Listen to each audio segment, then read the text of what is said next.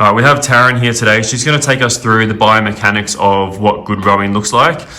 There are some sort of nuances that really do make a big difference with how efficient you are on the rower. That can obviously make a difference with the power that you generate, but also how much effort needs to go into it. So Taryn's going to give us the main points here today. Thanks guys. So again, biomechanics is all about the person on the rower. Okay, so that's what we're going to go through today. So I'll set up in our position, feet in, bum comfy on the seat.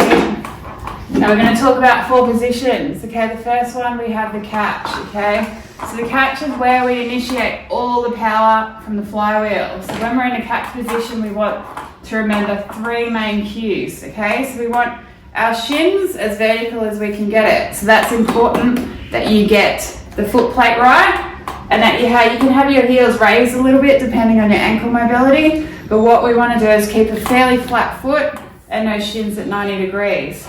Second, what we want to do is we want to have our lats engaged, okay? So we want these to be nice and tight, all right? So we want really to be engaging our lats so that we're getting all that power coming back through our arms.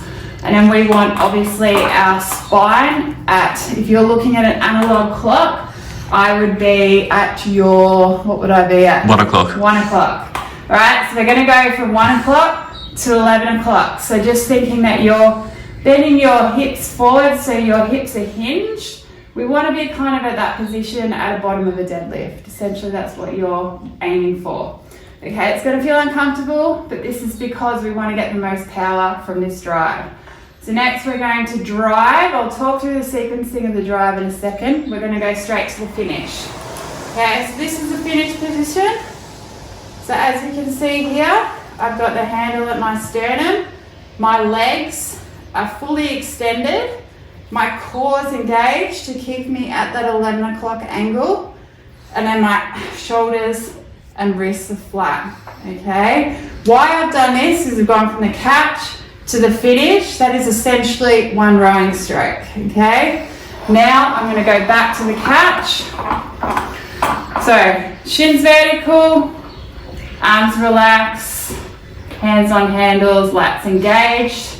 Now this is what we call the drive, okay? So the drive, what we want to remember is we want to remember the sequencing, okay? So with drive, we go legs first. So push off with our legs like we would in a leg press. So that seat will be going first, okay? So legs, we're using 70% of our legs here. So it's the biggest muscle of the body, that's why we use it first.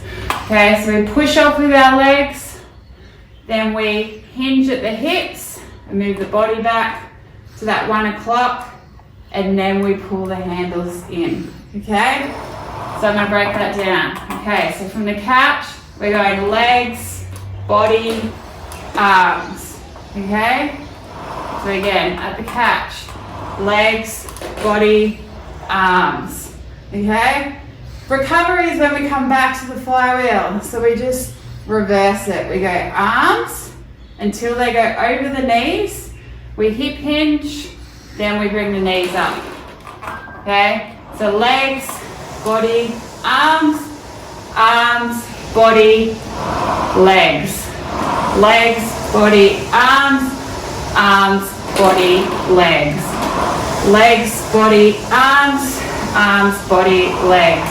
It's going to feel strange at the start, but essentially what you want to be doing is getting that sequencing correct. And that will really help you form a good technique, because the most important thing is when we come from the finish as we do the recovery is that we are set up perfectly for that catch position. All right? Thanks, Makes guys. sense. Thanks, Taryn.